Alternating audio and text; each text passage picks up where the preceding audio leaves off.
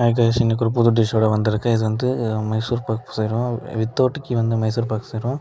ஒரு கப்பு வந்து கடலை மாவு எடுத்துக்கோங்க. எந்த கப்பில் நீங்கள் கடலை மாவு எடுத்துக்கிறீங்களோ அதே அளவில் தான் சர்க்கரை எண்ணெயில் இருக்கணும்.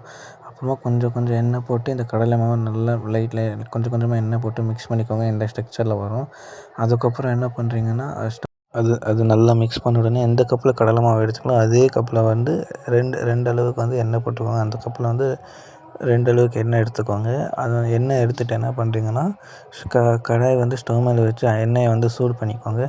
அதுக்கப்புறமா வந்து அதே கப்பில் அதே அளவு வந்து 2 கப்பு சர்க்கரை எடுத்துக்கோங்க. 2 கப்பு சர்க்கரை எடுத்துகிட்டு இது வந்து சர்க்கரை பாக்கு எடுப்பாங்க. அந்த சர்க்கரை பாக்கு எடுங்க. இன்னொரு சைடு வந்து ஸ்டவ் ஆன் பண்ணிட்டு இன்னொரு கடாய் வச்சுட்டு அதில் வந்து சர்க்கரை போட்டுக்கோங்க. சர்க்கரை போட்டுட்டு கொஞ்சம் தண்ணி ஆட் பண்ணிக்கோங்க. ஆட் பண்ணிவிட்டு இது மிக்ஸ் பண்ணிகிட்டே இருந்தீங்கன்னா வந்து உங்களுக்கு வந்து நெய் பாக்கம் வந்து வரும். சர்க்கரை பாக்கு வரும். இந்த சர்க்கரை பாக்கு எப்படி வரும்னா, இது வந்து நார் ஸ்ட்ரக்சரில் வரும். அந்த பாக்கு வர நீங்கள் அதை தொட்டிங்கன்னா வந்து உங்களுக்கு விரலில் வந்து நார் ஸ்ட்ரக்சரில் வரும். அந்த நார் ஸ்ட்ரக்சர் வர வரையும் நீங்கள் வந்து இதை வந்து கிண்டிகிட்டே இருங்க. உங்களுக்கு வந்து பாகம் வந்து கரெக்டான ஸ்ட்ரக்சருக்கு வந்துடும். அந்த கரெக்டான ஸ்ட்ரக்சருக்கு பாகு வந்து அந்த நார் ஸ்ட்ரக்சருக்கு வந்தோட என்ன பண்ணுறீங்கன்னா, ஃபஸ்ட்டு வந்து நம்ம கடலை மாவு லைட்டாக எண்ணெய் போட்டு மிக்ஸ் பண்ண பார்த்தீங்களா இந்த ஸ்ட்ரக்சரு, இது வந்து அந்த பாகத்தில் போட்டு மிக்ஸ் பண்ணிக்கோங்க. நல்லா மிக்ஸ் பண்ணுங்கள். இது வந்து ஒரு கண்டு வரக்கூடாது. நல்லா மிக்ஸ் பண்ணுங்கள். மிக்ஸ் பண்ணிவிட்டு இன்னொரு பக்கம் ஃபஸ்ட்டு வந்து கடாயில் வந்து எண்ணெய் போட்டு சூடு பண்ணி வச்சிங்களா, அது வந்து ஒரு கரண்டியாக கொஞ்சமாக போட்டு நல்லா மிக்ஸ் பண்ணிக்கோங்க. நல்லா மிக்ஸ் பண்ணிங்கன்னா அந்த மைசூர் பாக் ஸ்ட்ரக்சரும் அந்த குவாலிட்டி வரும். நல்லா மிக்ஸ் பண்ணிக்கோங்க. அந்த எண்ணெய் கொஞ்சமாக போட்டு மிக்ஸ் பண்ணிக்கோங்க. அதுக்கப்புறம் என்ன பண்ணுறீங்கன்னா, ஒரு சின்ன தட்டு எடுத்துகிட்டு அது வந்து நெய் போட்டுக்கோங்க. நெய் போட்டு நல்லா தடவி வச்சுக்கோங்க.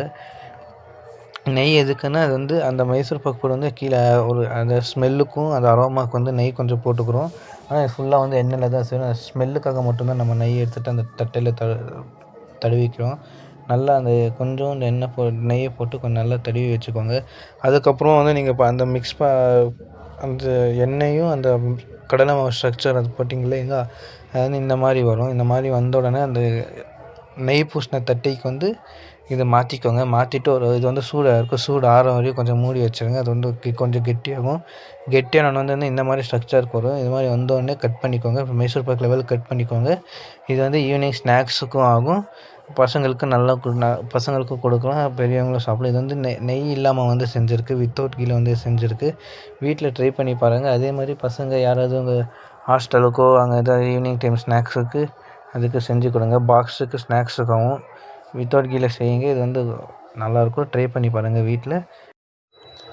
நல்லா மைசூர் பாக் லெவலுக்கு இது கட் பண்ணிங்கன்னா உங்களுக்கு வந்து கரெக்டாக ஸ்ட்ரக்சர் இருக்கும். இது எல்லாமே வந்து நான் வெளியில் எந்த ஒரு பொருளும் வாங்காமல் வீட்டில் எந்தெந்த பொருள் இருக்கோ வீட்டில் இருக்கிற பொருளை எடுத்து மைசூர் பாக்காக ட்ரை பண்ணி பாருங்கள். எந்த ஒரு கலப்படமும் இல்லை. வீட்டில் இருக்கிற பொருளை மட்டும்தான் எடுத்து செய்கிறோம். கட் பண்ணிவிட்டு இந்த மாதிரி மைசூர் பாக் ஸ்ட்ரக்சருக்கு வரும். சாப்பிட்டு பாருங்கள். டேஸ்ட்டாக இருக்கும். நல்லாயிருக்கும். எல்லாருக்கும் பிடிக்கும் கைஸ். ட்ரை பண்ணி பாருங்கள். Thank you guys.